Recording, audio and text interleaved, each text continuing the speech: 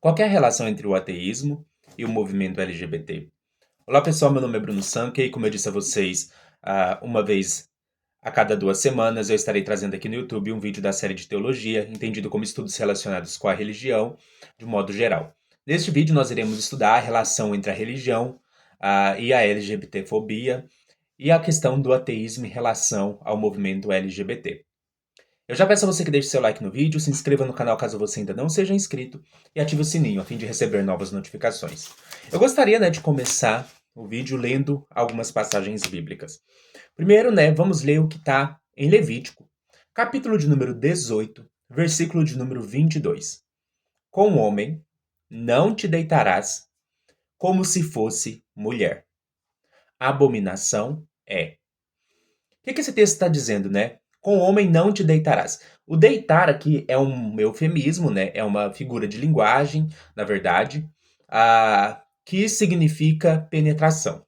Então, quando o texto diz com o homem não te deitarás, na verdade o que o texto está dizendo, não penetrarás um outro homem. Ou seja, não realizará coito com penetração com outro homem. E observa a partícula, como se ele fosse mulher. Ou seja, homem deve penetrar outros homens. Um homem que penetra um outro homem, ele na verdade está colocando esse outro homem na posição de mulher. E por que isso é ruim? Porque o homem é superior à mulher. O homem é superior à mulher. Então, quando um homem penetra uma mulher, ele está demonstrando, por meio do ato sexual, a superioridade e a dominação masculina.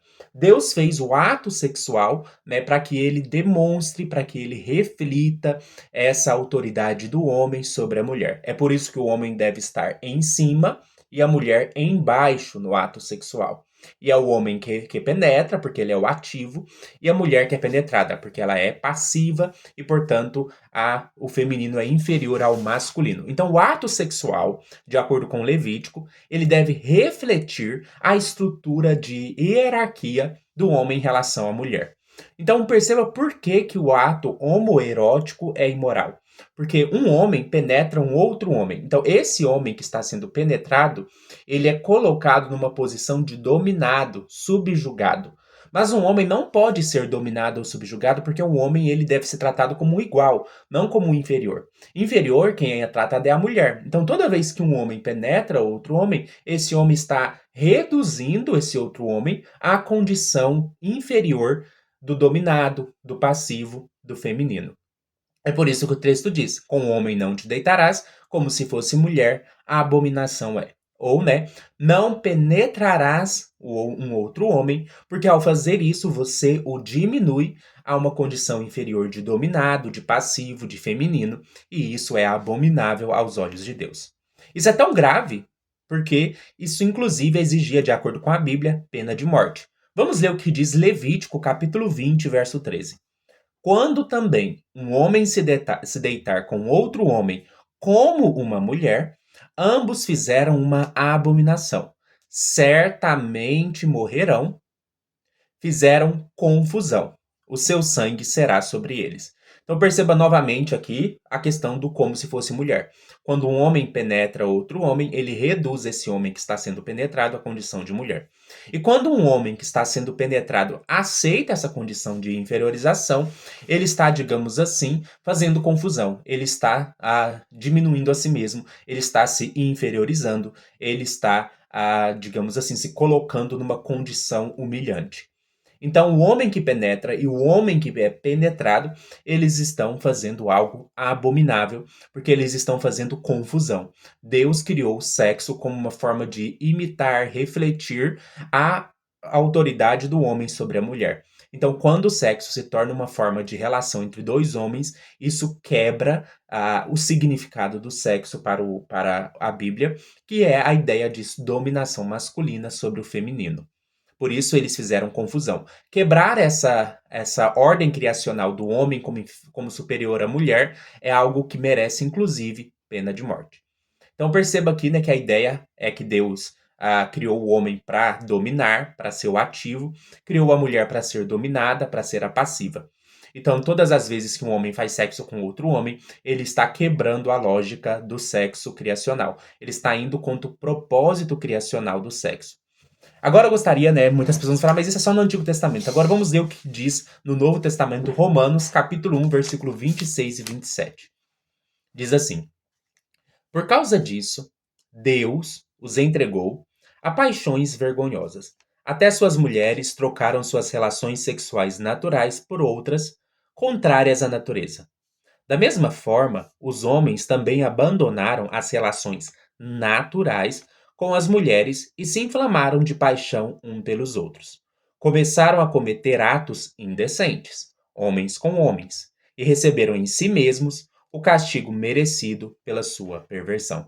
Qual que é o contexto, né? Perceba que o texto começa dizendo por causa disso. Se você já conhece Romanos capítulo 1, você sabe o contexto. O texto diz que Deus criou o universo e todos nós podemos conhecer Deus a partir da contemplação da criação, porque o poder de Deus e a sua sabedoria é manifesto na criação. Está em Romanos capítulo 1, verso 20. No entanto, de acordo com Romanos capítulo 1, por mais que Deus se revele por meio da criação, há uma tendência do ser humano de deturpar essa revelação e, ao invés de adorar o Criador, ele adora a criatura no lugar do Criador. Ou seja, ele vai contra o propósito criacional. Deus criou todas as coisas para que as coisas nos levassem a adorar a Deus, e não para que as coisas nos levassem a adorar as próprias coisas. Então, isso é uma inversão da ordem criacional, que é a idolatria. E aí o texto vai dizer que por causa disso, porque eles estão indo contra o propósito criacional, Deus trouxe o homoerotismo, inclusive como uma punição por eles terem quebrado a ordem criacional. Então, por causa dessa idolatria, por causa de ir contra o plano criacional, por causa disso, Deus entrega os pagãos a essas paixões vergonhosas. E aí o texto diz que até as suas mulheres trocaram suas relações sexuais naturais por outras contrárias à natureza. O texto não diz muito claramente quais relações contra a natureza as mulheres se entregaram. Alguns interpretam como sendo relações com outras mulheres, mas isso não está claro no texto. Alguns interpretam como sendo relações anais, então as mulheres passaram a ter relações anais com seus maridos. E aí o texto diz assim: da mesma forma, os homens, né, que são os maridos dessas mulheres, também abandonaram as relações naturais com as suas mulheres, com as suas esposas. Então, ao invés deles manterem relações sexuais naturais com as suas mulheres, eles se inflamaram de paixões um pelos outros. Começaram a cometer atos indecentes, homens com homens, e receberam em si mesmo o castigo merecido pela sua perversão. Então, isso é o livro, né, que fundamenta a religião cristã e a opinião desse livro sobre o homoerotismo. Diante disso, né, a gente pode perceber que a religião cristã ela tem uma base em um livro que condena o homoerotismo. E aí a gente precisa olhar também para as evidências científicas a respeito dessa relação entre a religião e a LGBTfobia. Em 2024, né, a Pew Research fez uma pesquisa que mostrou que 59% dos religiosos aceitam a homossexualidade. Mas olha o dado, né? 87% dos não religiosos aceitam, 93% dos ateus aceitam, 95% dos agnósticos aceitam. Então perceba que quando a gente olha para grupos não religiosos, a média está sempre acima de 85%. Não religiosos, 87%, 93% dos ateus, 95% dos agnósticos. Enquanto no caso dos religiosos, a aceitação está no 59%. Quando a gente compara grupos religiosos, o número é o seguinte: 50% dos evangélicos aceitam a homossexualidade, ou seja, só a metade. 41% dos mormons aceitam. Católicos é um pouco mais, mas não chega ao nível dos não religiosos, que está acima de 85%, mas católicos são 74%. Judeus chegam próximo, com 82%. Budistas chega próximo de uma aceitação alta, com 83%. E hindus ficam em torno de 78%.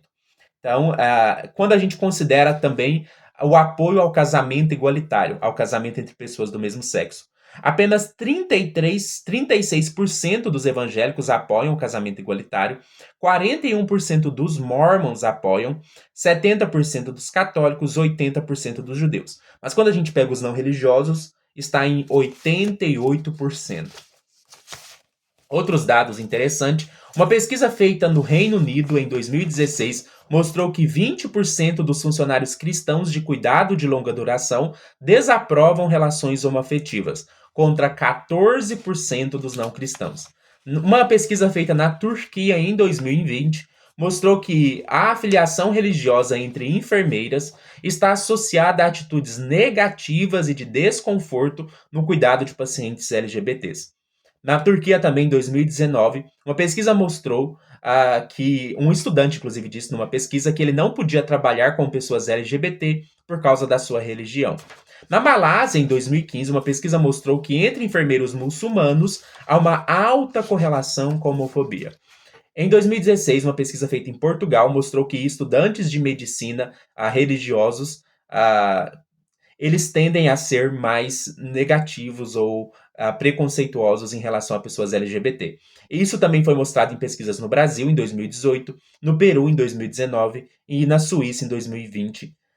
Uma pesquisa de 2012 mostrou na Serva que médicos religiosos mostram menor nível de conhecimento e atitude mais negativa em relação a homossexuais. Na Coreia do Sul, uma pesquisa em 2019 mostrou que há maior taxas de homofobia entre enfermeiros do sexo masculino, religiosos, sem familiares ou conhecidos que sejam LGBTs e com baixa autoestima. Uma pesquisa feita em 2017 na Itália mostrou que a homofobia e a transfobia estão associadas ao fundamentalismo religioso. E uma pesquisa feita na Grécia mostrou, né, que entre religiosos há um maior preconceito e atitudes negativas em relação a LGBTs no serviço social. No entanto, é importante mencionar algumas exceções. Uma pesquisa feita na Índia, em 2015, mostrou que essa correlação não é encontrada no caso do hinduísmo. Então, o hinduísmo parece ser uma das religiões menos LGBT-fóbicas que tem. Outra religião também que não mostrou correlação alta com a questão LGBT-fobia é o budismo e o taoísmo. Então, se a gente pega o hinduísmo, o budismo e o taoísmo, a relação com a LGBT-fobia ainda não é muito clara. Pesquisas também mostraram questões relacionadas ao impacto na saúde mental. Né? Dados de 2012 mostram que ambientes religiosos não afirmativos eles têm grande impacto na saúde mental. Isso é bastante interessante, né? Porque às vezes na psicologia a gente ouve que a religião ela é muito importante para dar um suporte emocional, mas quando a gente pega o caso das pessoas LGBT, as consequências das religiões com ensinos homofóbicos em relação a pessoas LGBTs é muito alta, então acaba sendo um ambiente negativo para elas. Uma pesquisa também em relação à aceitação de pessoas transgêneros, né, feita pela Pew Research Center em 2024, mostrou que nos Estados Unidos, né, 32% dos religiosos aceitam transgêneros, 29% dos cristãos em geral, 18% dos evangélicos, 36% dos católicos, 59% dos judeus, 67% dos hindus e 54% dos budistas. Enquanto não religiosos está em 58%, ateus 76% e agnósticos 73%. Então, o que os dados eles mostram? Né? Que quando a gente olha para certas religiões, aqui a gente vai deixar de fora o budismo, o hinduísmo e o taoísmo, mas tirando o budismo, o hinduísmo e o taoísmo, no geral, né, pegando religiões muçulmanas, evangélicas, católicas e parte do judaísmo, o judaísmo também a correlação é um pouco menor, a gente vê que há uma relação alta entre a LGBTfobia e certas crenças religiosas. E como as pesquisas também mostram, as religiões têm impactos negativos na saúde mental quando elas têm ensinos homofóbicos, saúde mental de pessoas LGBTs. Mas quando a gente pega os dados, né, a gente vê que a aceitação de pessoas LGBT entre ateus, agnósticos ou não religiosos é alta. Então esses dados são bastante interessantes para a gente pensar um pouco, né, a relação entre o movimento ateísta e o movimento LGBT. Né? Se boa parte da LGBTfobia está enraizada em concepções religiosas, então o ateísmo tem um papel muito importante de fornecer uma alternativa a essas visões. E como os dados mostram, de fato, né, entre ateus e agnósticos há uma maior aceitação de pessoas LGBTs. Isso significa, né? Isso significa que todo LGBT tem que ser ateu?